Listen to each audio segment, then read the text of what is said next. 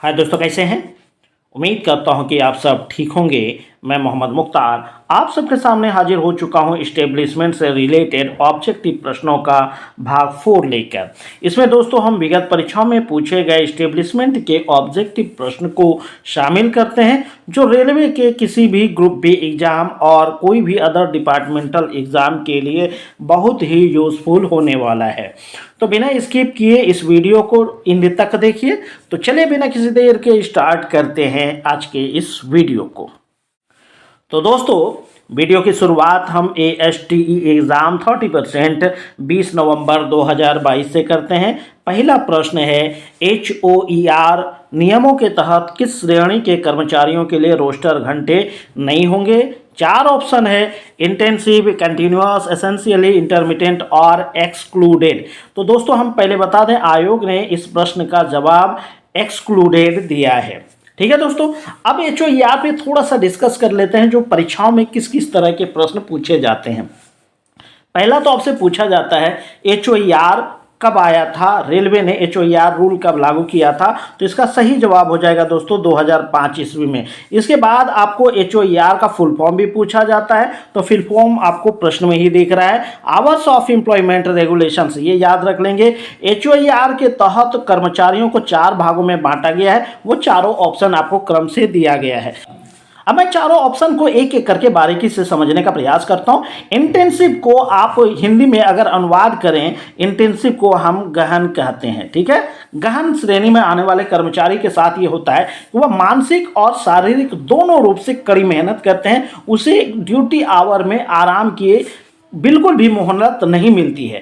और इस श्रेणी में जो काम करने वाले कर्मचारी हैं उसके मानक घंटे जो तय किया गया है वो कम से कम 42 घंटे, साप्ताहिक जो है 42 घंटे मानक घंटे है। ये भी क्वेश्चन पूछा जाता है। उसके बाद दूसरे स्थान पे आता है कंटिन्यूअस, यानी इसको आप अविरामी कहते हैं, मतलब विराम इसमें नहीं मिलता है। इसमें तीनों के लक्षण मिलते हैं, इंटेंसिव, एसेंशियली, इंटरमिटेंट और एक्सक्लूडेड, तीनों के इसमें लक्षण मिलते हैं। इसका जो मानक घंटे हैं कई बार 48 घंटे और कहीं पे 40 आवर इनका मानक घंटा माना गया है।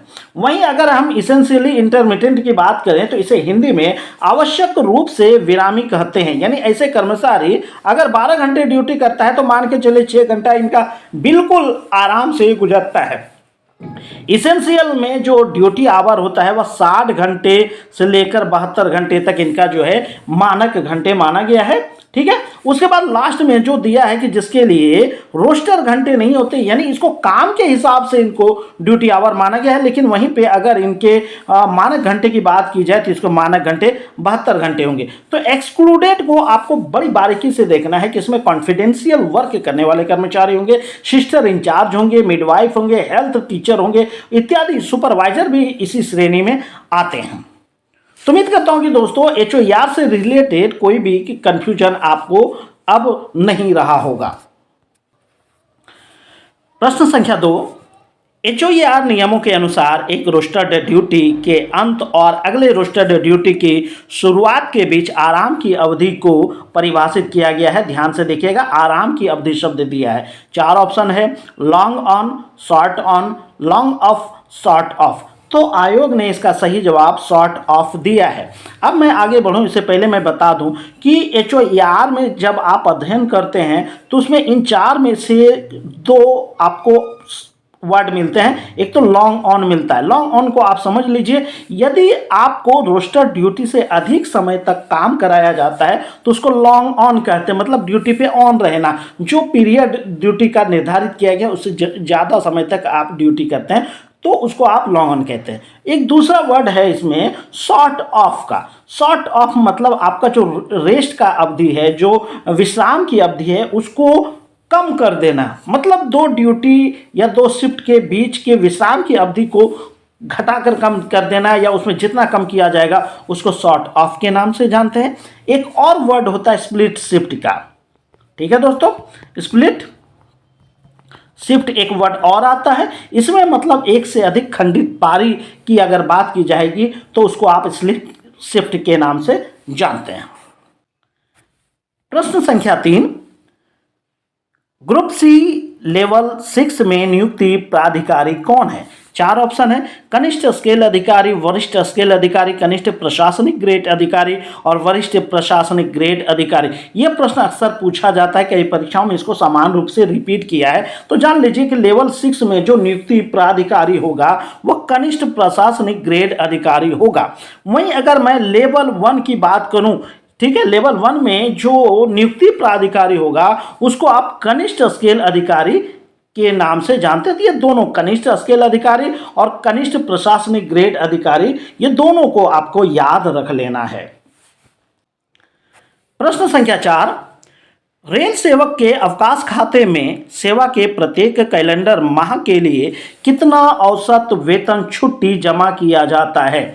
तो दोस्तों इसमें 1 दिन, 2 दिन, 2.5 दिन, 3 दिन। तो पहली बात कहा है कि पूर्ण कैलेंडर माह के लिए, तो आयोग ने इसका सही जवाब ऑप्शन 3 यानी 2.5 दिन दिया है। आप जान लीजिए एलएपी के बारे में थोड़ा सा विस्तार से आपको जानना है कि पहली बात तो ये जो एलएपी शब्द है, एलओपी की चर्चा या लीव की चर्चा IREC चैप्टर 5 में किया गया है। उसके बाद अगर मैं रूल की बात करूं तो चैप्टर 5 के रूल नंबर 523 में एलएपी की चर्चा है, ये भी आपको याद रख लेना है। उसके बाद अगर मैं बात करूं कि आप जो है कि सर्विंग पीरियड में, जब आप ड्यूटी पीरियड में होते हैं तो आपके लीव बुक में अधिकतम 300 प्लस 15 छुट्टी एलएपी के रूप में जमा होता है, ठीक है।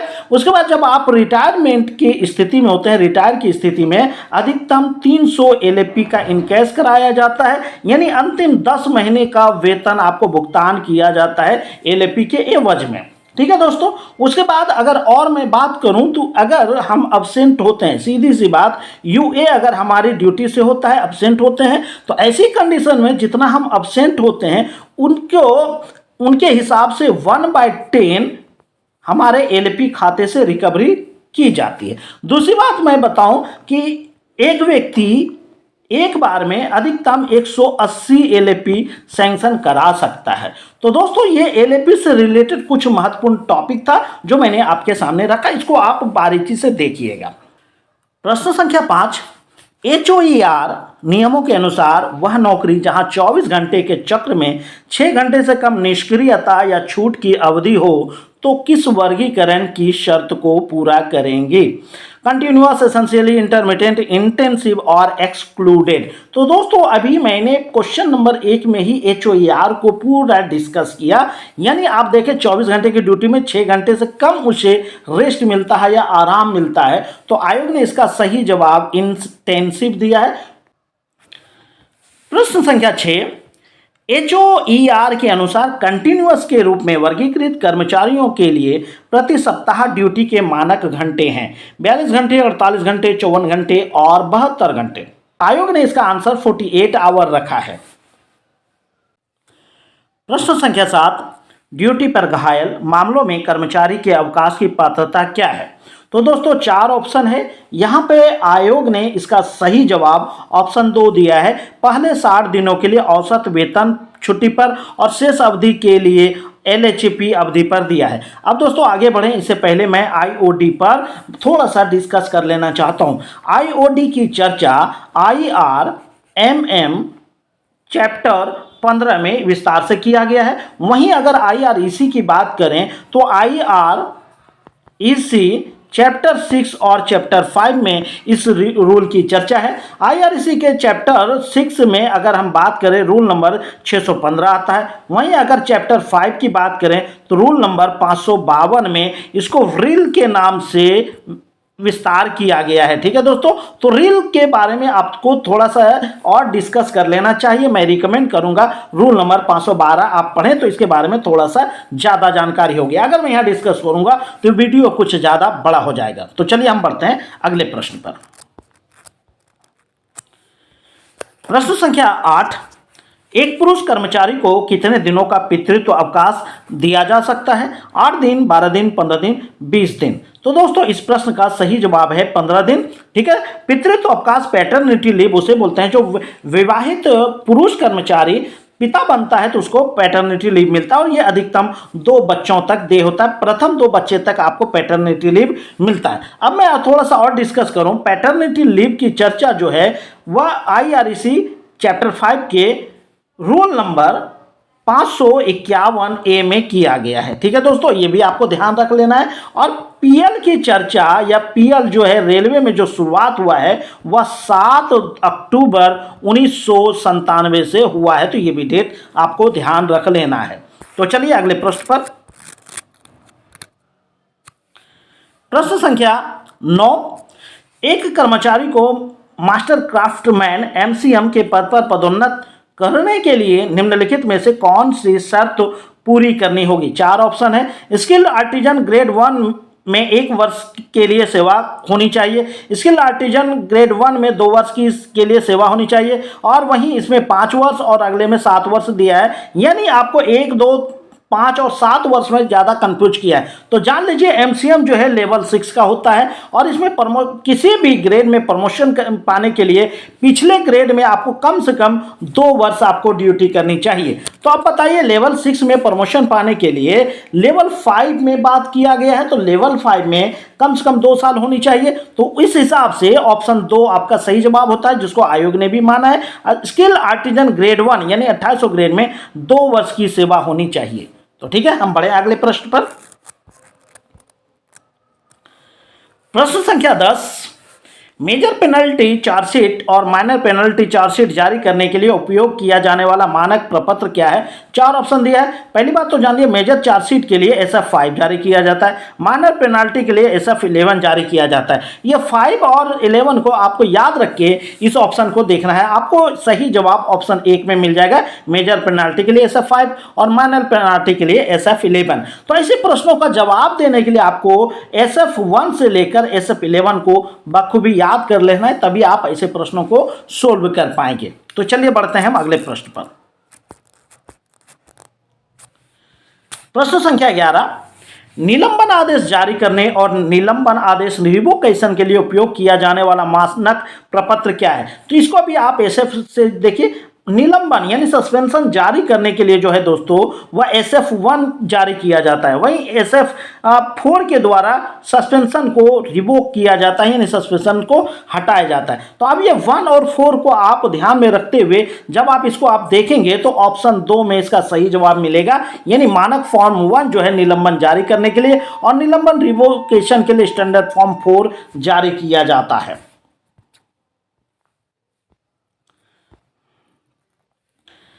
प्रश्न संख्या 12, राष्ट्रीय पेंशन योजना 2004 में कर्मचारी का कितना योगदान होगा?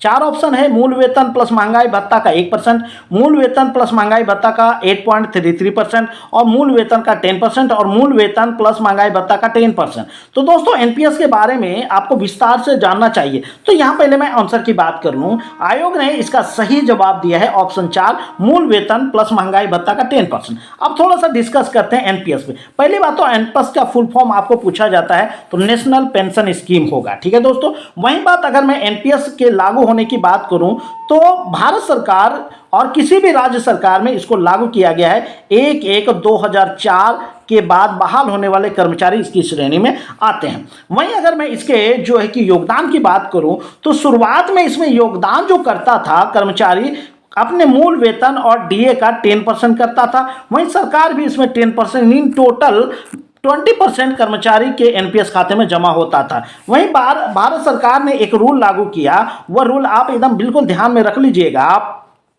कि 1/4/2015 को सरकार ने एक घोषणा किया जिसमें कर्मचारी के मूल वेतन और महंगाई भत्ता का जो 10% कटेगा वहीं सरकार उसमें 14% देगी। तो इसको आप याद रखिएगा, कई बार क्वेश्चन पूछेगा एनपीएस में सरकार के द्वारा 14% की जो घोषणा किया गया वह कब से किया गया? 1/4/2015 ईस्वी से। ठीक है, उसके अलावा अगर मैं बात करूं कि रेलवे में जो एनपीएस योजना लागू किया गया उसका मूल सोर्स क्या है, तो दोस्तों इसका याद रख लीजिए आरबीई नंबर 225/2003, ये आरबीई नंबर है जिसमें विस्तार से इसकी चर्चा किया गया।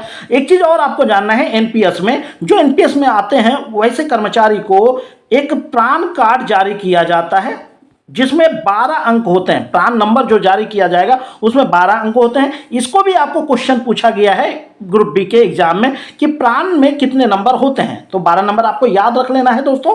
ठीक है, बढ़े हम अगले प्रश्न पर। प्रश्न संख्या 13, सातवें वेतन आयोग के अनुसार डेथ कम रिटायरमेंट ग्रेच्युटी डीसीआरजी की अधिकतम राशि कितनी है? चार ऑप्शन है, 10 लाख, 15 लाख, 20 लाख, 25 लाख।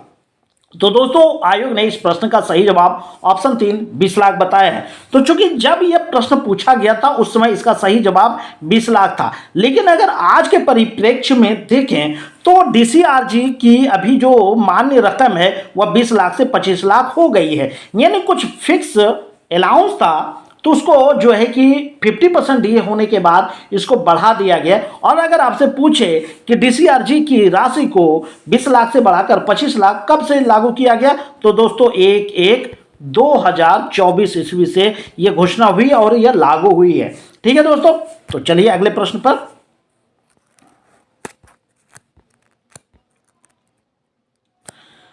प्रश्न संख्या 14, मंडल स्तर पर रेलवे की ओर से प्रबंधन में रेलवे कर्मचारियों की भागीदारी प्रेम बैठकों की अध्यक्ष और सचिव कौन है?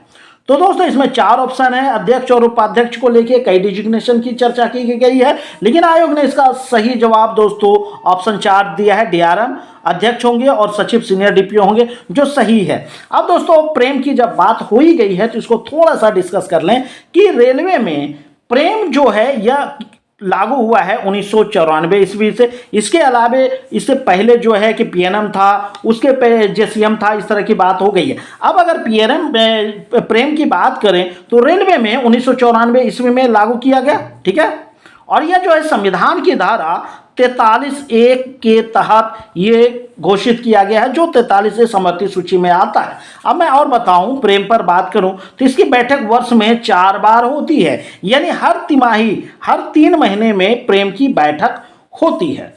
तो दोस्तों इस तरह अगर मैं इस मंडल लेवल पर बात करूं तो जैसे डिवीजन लेवल पर डीआरएम इनके अध्यक्ष होते हैं, जोन लेवल पर जीएम इनके अध्यक्ष होते हैं। ठीक है दोस्तों, तो चलिए अगले प्रश्न पे हम बढ़ते हैं। प्रश्न संख्या 15, जोनल लेवल पर प्रबंधन में रेलवे कर्मचारियों की भागीदारी प्रेम बैठक की आवधिकता क्या है? अभी 14 नंबर प्रश्न में ही इसका डिस्कस किया कि प्रेम की बैठक जो है जोनल लेवल पर जो है कि 3 महीने में एक बार होती है। अब मैं अगर चूंकि जोनल लेवल पर हुई है तो जोनल लेवल पर जो इनके अध्यक्ष होंगे वह जीएम महोदय होंगे, और वहीं अगर संयोजक की बात करें तो ये प्रेम के जो संयोजक होंगे वह एजीएम या पीसीपीओ इनके संयोजक होंगे। ठीक है दोस्तों, तो चलिए अगले प्रश्न पर।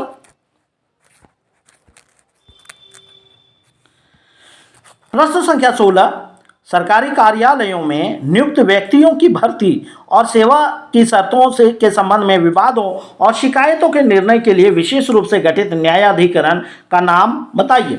4 ऑप्शन है। रेलवे दावा न्यायाधिकरण, केंद्रीय प्रशासनिक न्यायाधिकरण, रेलवे दर न्यायाधिकरण और औद्योगिक न्यायाधिकरण। तो दोस्तों इस प्रश्न का सही जवाब जो है कि ऑप्शन 2 है, केंद्रीय प्रशासनिक न्यायाधिकरण। अब दोस्तों इनका थोड़ा सा डिस्कस कर लेते हैं।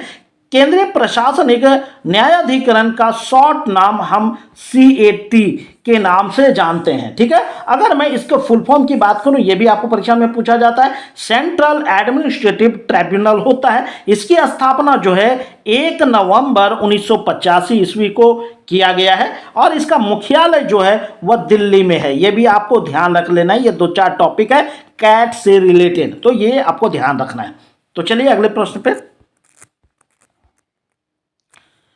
प्रश्न संख्या 17, एक आवेदक से सूचना प्राप्त करने का अनुरोध प्राप्त होने के बाद लोक सूचना अधिकारी कितने दिनों में आरटीआई अधिनियम के तहत आवेदक को सूचना प्रदान करेगा? 4 ऑप्शन है।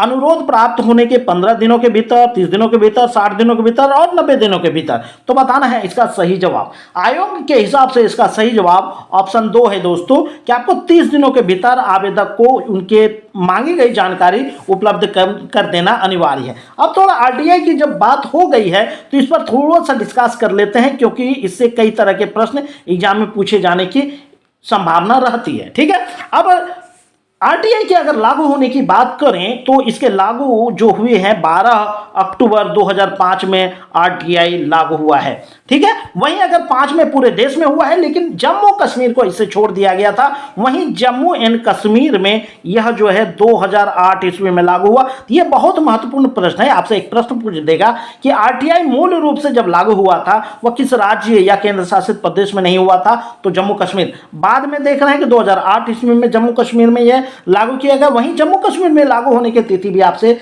पूछ सकता है, तो यह भी आपको ध्यान में रखना है। कई बार आपको आरटीआई का फुल फॉर्म भी पूछा जाता है। ठीक है, इसको राइट टू इंफॉर्मेशन के नाम से हम जानते हैं। तो ये मूल बातें हैं, 30 दिनों में आपको जवाब देना है। वहीं अगर आप जवाब नहीं देते हैं, उसके बाद जो पेनाल्टी करता है जो जन सूचना अधिकारी है, उस पर 250 रुपये पर डे के हिसाब से जो है कि सजा लगता है, और वह अधिकतम आवेदक को 25,000 रुपये तक पे किया जाना यह निश्चित किया गया आरटीआई एक्ट में। तो चलिए अगले प्रश्न पर। प्रश्न संख्या 18, भारतीय रेलवे में उस फोरम का नाम बताइए जो प्रशासन और कर्मचारियों के बीच उत्पन्न होने वाले विवादों और मतभेदों को सुलझाता है। 4 ऑप्शन है। Permanent negotiating machinery PNM, participation of railway employees in management Prem, joint consultative machinery JCM, और ब्रांच एक्सक्लूसिव कमेटी मीटिंग बीईसीएम। तो दोस्तों आयोग ने इस प्रश्न का सही जवाब ऑप्शन 1 दिया है, पीएनएम। तो दोस्तों पहली बात आगे बढ़ूं तो आपको यह जान लेना चाहिए, या पीएनएम, प्रेम और जेसीएम के फुल फॉर्म से रिलेटेड भी प्रश्न पूछा जाता है, इसको आप ध्यान में रख लीजिएगा। दूसरा, इनके ईयर को लेकर भी पूछा जाता है। पीएनएम की जो स्थापना किया गया है वह 1952 ईस्वी में किया गया। वहीं प्रेम की स्थापना 1994 ईस्वी में किया गया। जेसीएम की स्थापना 1926 ईस्वी में किया गया। ये ईयर भी आपको याद रख लेना है, क्योंकि जब यहाँ पे पीएनएम की बात हो रही है तो इसको आप थोड़ा सा मैं डिस्कस कर लेना यहाँ पे चाहूँगा। पीएनएम जो है कि रेलवे में 3 स्तर पर है। ठीक है, पीएनएम 3 स्तर पर। पहला जो है कि मंडल लेवल पर होती है, जिनकी अध्यक्षता डीआरएम सर करते हैं। वहीं दूसरा जो है कि जीएम लेवल पर होती है, जोनल लेवल पर होती है, जिनकी अध्यक्षता जीएम सर करते हैं। और तीसरा जो है रेलवे बोर्ड लेवल पर इनके गठन होती है। वहीं अगर मैं इनके बैठक की बात करूं तो पहला जो डीआरएम लेवल पर है, इनका जो बैठक है प्रति 2 महीने में एक बार होती है। वहीं अगर मैं जोन लेवल पर इसकी बात करूं तो इनके बैठक जो है प्रति 3 महीने में एक बार होती है। वहीं तीसरे लेवल जो रेलवे लेवल की बात मैं करूं, इसमें जो है कि 6 महीने में एक बार बैठक होती है। तो पीएनएम के बैठकों की आवधिकता को याद रखने का एक मैंने ट्रिक बताया है, 2 × 3 = 6। ये याद रख लीजिए पीएनएम के संबंध में। 2 × 3 = 6, यानी डिवीजन लेवल पर 2 महीने में, और जीएम लेवल पर 3 महीने में, और रेलवे बोर्ड लेवल पर 6 महीने में इनकी बैठक होती है। तो चलिए अगले प्रश्न पर। प्रश्न संख्या 19, संशोधित सुनिश्चित कैरियर प्रगति योजना एमएससीपी के लिए स्क्रीनिंग की समय सारणी क्या है? 4 ऑप्शन है। हर साल जनवरी का पहला सप्ताह और जुलाई का पहला सप्ताह, हर साल फरवरी का पहला सप्ताह और अगस्त का पहला सप्ताह, हर साल मार्च का पहला सप्ताह और सितंबर का पहला सप्ताह, और चौथा ऑप्शन है हर साल अप्रैल का पहला सप्ताह और अक्टूबर का पहला सप्ताह। तो एमएससीपी के संबंध में यहाँ पर आयोग ने इसका सही जवाब दिया है ऑप्शन 1, यानी हर साल जनवरी का पहला सप्ताह और जुलाई का पहला सप्ताह इसकी स्क्रीनिंग के लिए निर्धारित हुआ है। तो दोस्तों अब हम एमएससीपी पे थोड़ा सा डिस्कस कर लेना चाहेंगे।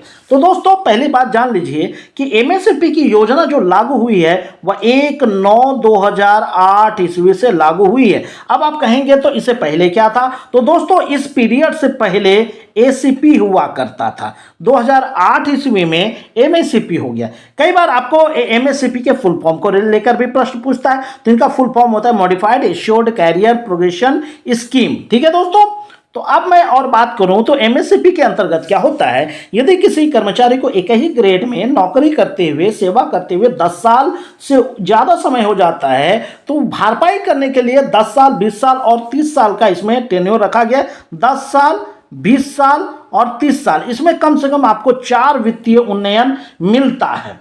ठीक है दोस्तों, और एक चीज आप जान लीजिए, एमएससीपी के अंतर्गत जो वित्तीय उन्नयन है, अधिकतम लेवल 15 तक के अधिकारी को एमएससीपी का लाभ मिलता है। ठीक है दोस्तों, तो ये तो था इनका एमएससीपी से रिलेटेड कुछ महत्वपूर्ण फैक्ट।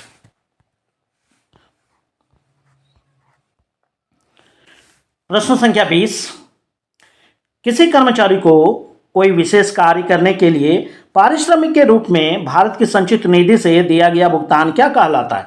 4 ऑप्शन है, मानदेय, ओवरटाइम भत्ता, यात्रा भत्ता और रात्रि ड्यूटी भत्ता।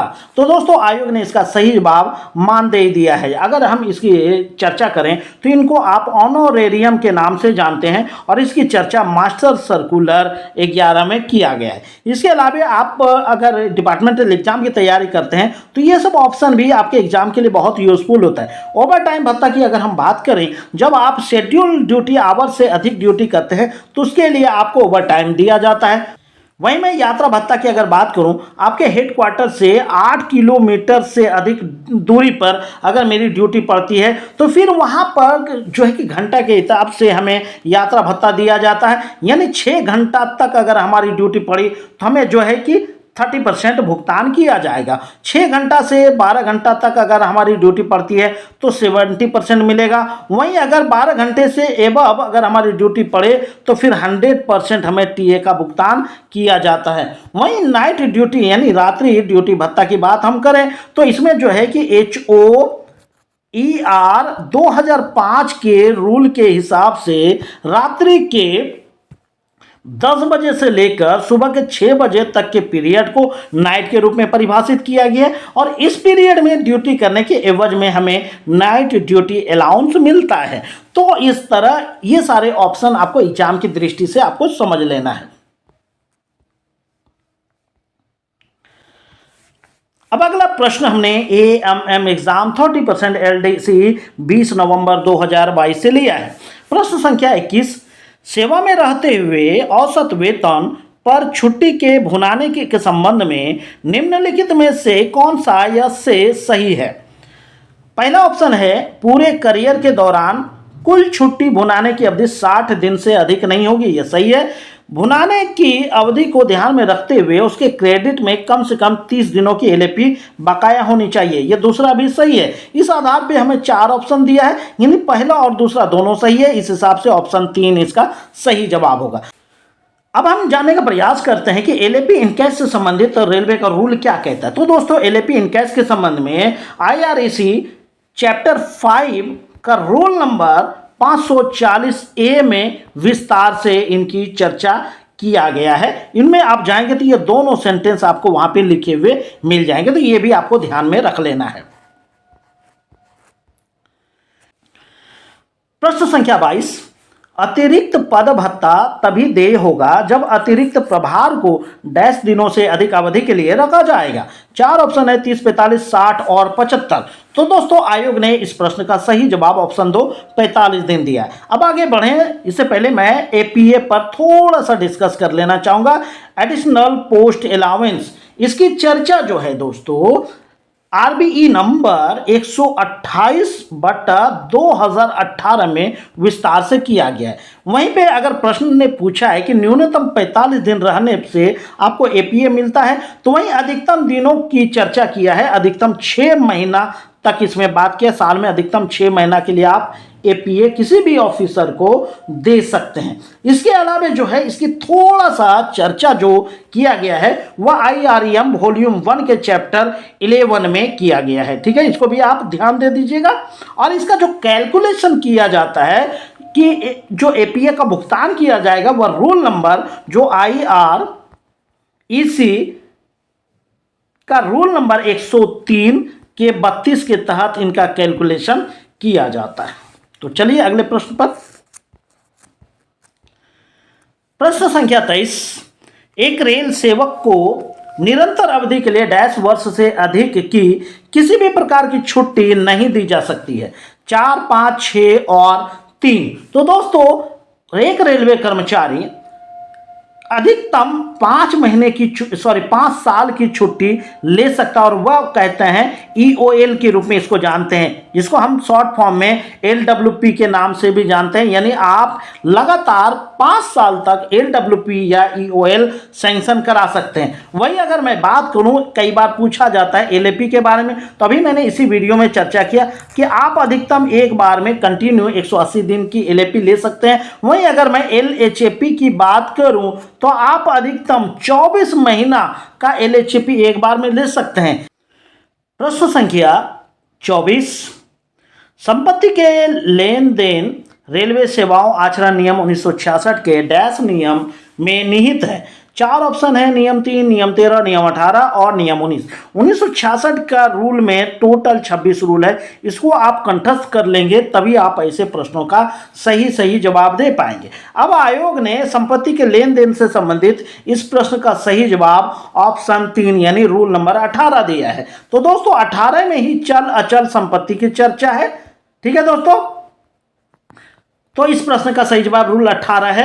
उसके बाद अगर मैं और भी रूल की बात करूं तो रूल नंबर 3 जो है कि सामान्य की चर्चा करता है, इसमें 3 नियम है। और रूल नंबर 13 जो है उपहार की चर्चा किया है। वहीं रूल नंबर 19 जो है किसी के दुष्प्रचार पर चरित्र के दुष्प्रचार से संबंधित है।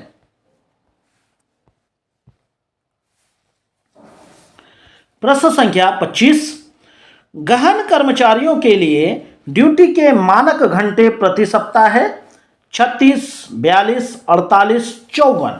तो इस प्रश्न का जवाब आपको क्वेश्चन 1 में विस्तार से दिया गया है। तो आयोग ने इस प्रश्न का सही जवाब दोस्तों दिया है ऑप्शन बी यानी ऑप्शन 2 42 घंटे। ठीक है, तो चलिए अगले प्रश्न पर।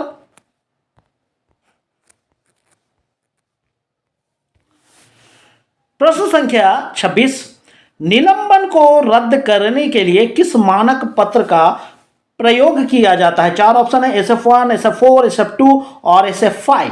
तो जब निलंबन सस्पेंशन का रिवोकेशन किया जाता है तो उसके लिए SF4 का इस्तेमाल करते हैं। वहीं 4 ऑप्शन जो है 1 से लेकर 4 तक जो SF है वह सस्पेंशन से ही रिलेटेड है। SF1 जो है सस्पेंशन से रिलेटेड है, SF2 जो है डिम्ड सस्पेंशन से रिलेटेड है, एक SF3 आता है जिसमें आप सस्पेंड स्टाफ जो है कि अपने जो है कि बेरोजगार होने की सूचना देता है। और वहीं SF4 जो है रिवोकेशन ऑफ सस्पेंशन के बारे में विस्तार से चर्चा किया गया है। ठीक है, वहीं अगर यहां पे देखेंगे SF5 की बात किया गया है तो यह मेजर चार्जशीट से संबंधित है।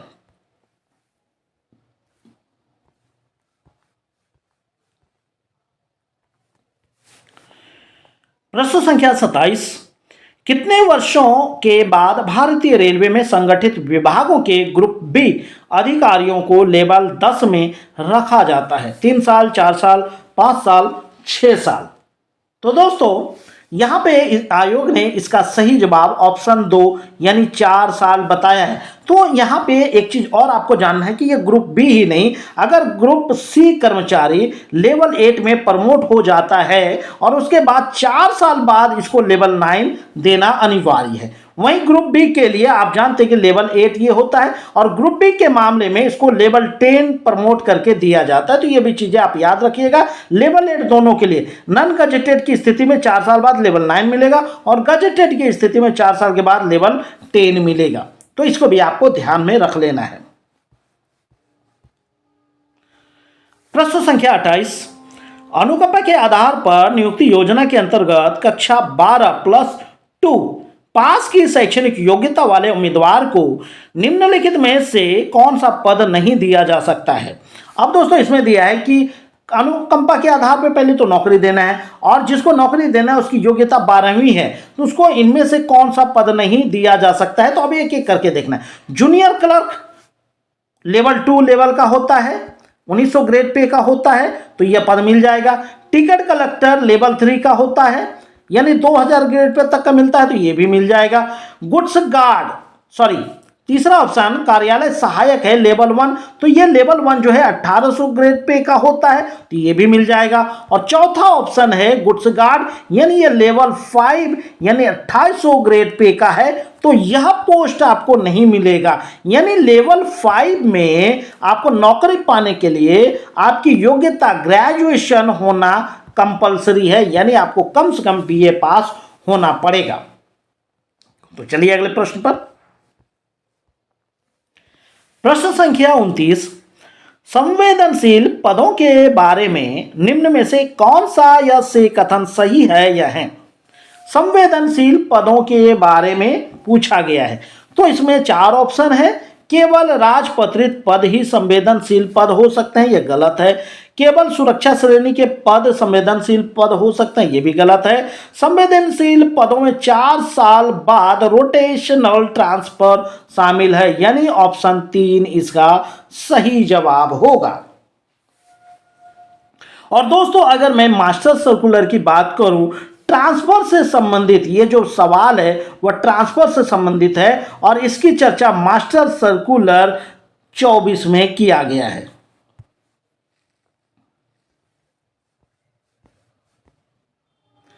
प्रश्न संख्या 30, रेल सेवा डिसिप्लिन एंड अपील नियम 1968 के अनुसार निम्नलिखित में से कौन सा दंड नहीं है? परिनिंदा, वेतन वृद्धि पर रोक, पदोन्नति पर रोक और दर्ज चेतावनी। तो इसका सही जवाब ऑप्शन 4 जो होगा, यानी इसमें जो गलत है उसी को बताना है, दंड नहीं है। तो यानी 4 नंबर का दंड किसी भी प्रकार का दंड नहीं है, ये 3 दंड तो आता है, चौथा नहीं है। तो इस प्रश्न का सही जवाब ऑप्शन 4 होगा।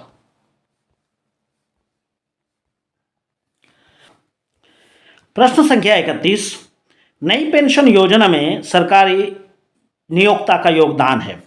4 ऑप्शन है, मूल वेतन प्लस डीए का 9%, मूल वेतन प्लस डीए का 10%, मूल वेतन प्लस डीए का 12% और मूल वेतन प्लस डीए का 14%।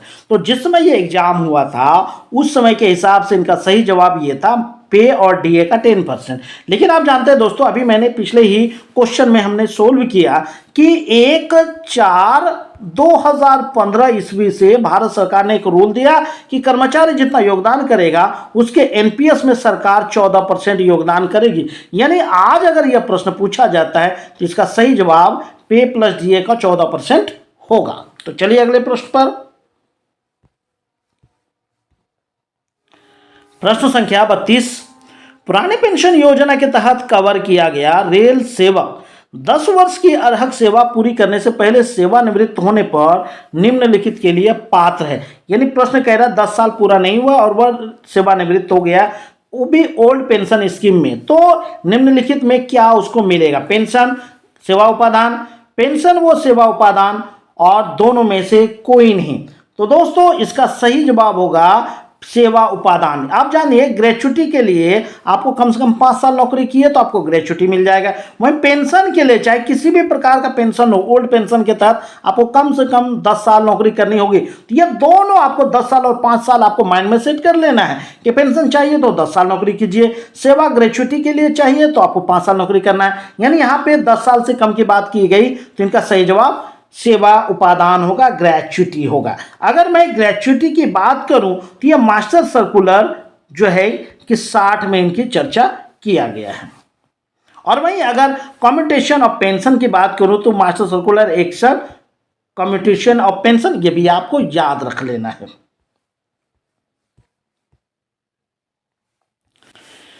प्रश्न संख्या 33, यदि कोई रेल सेवक जिसका बच्चा द्वितीय वर्ष के डिग्री कॉलेज में पढ़ रहा है मध्य सत्र में स्थानांतरित हो जाता है, क्वार्टर का प्रतिधारण डैश तक अनुमत होगा। 4 ऑप्शन है, तृतीय वर्ष की डिग्री की समाप्ति तक, ये गलत।